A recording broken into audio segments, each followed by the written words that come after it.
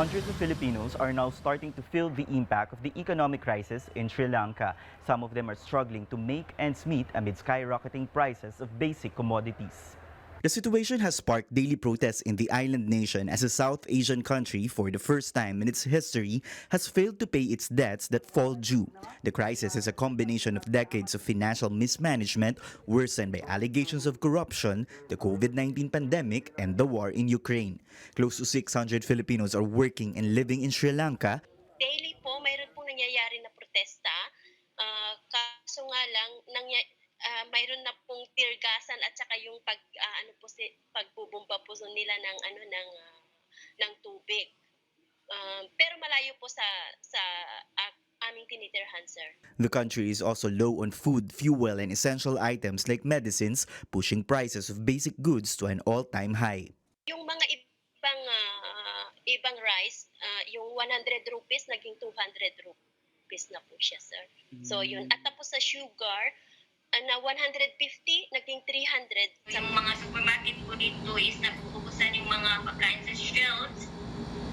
Tapos din po, yung sa mga gulay naman po, yung store ng gulay, ilan na lang po yung mga gulay.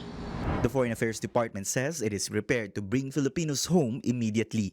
The Philippine Consulate in the capital Colombo and the embassy in Dhaka in Bangladesh are closely monitoring the situation in Sri Lanka. Overseas Workers Welfare Administration Chief Hans Kakdak says the agency is preparing a list of those who want to be repatriated and possible financial assistance to those in need.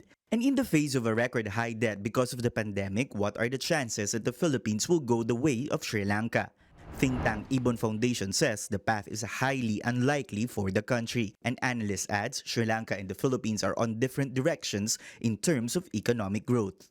You add a factor of government mismanagement. So here we can probably take into account the alleged corruption and cronyism by the Rajapaksa administration. All of those things contributed to what is going on in that South Asian country. In terms of the likelihood of that happening in the Philippines, I think the chances are remote. Analysts say that the strong remittances from OFWs, the revenues from the BPO industry, and foreign investments can prevent a Sri Lanka-like scenario to happen in the Philippines. Tristan Odalo, CNN Philippines.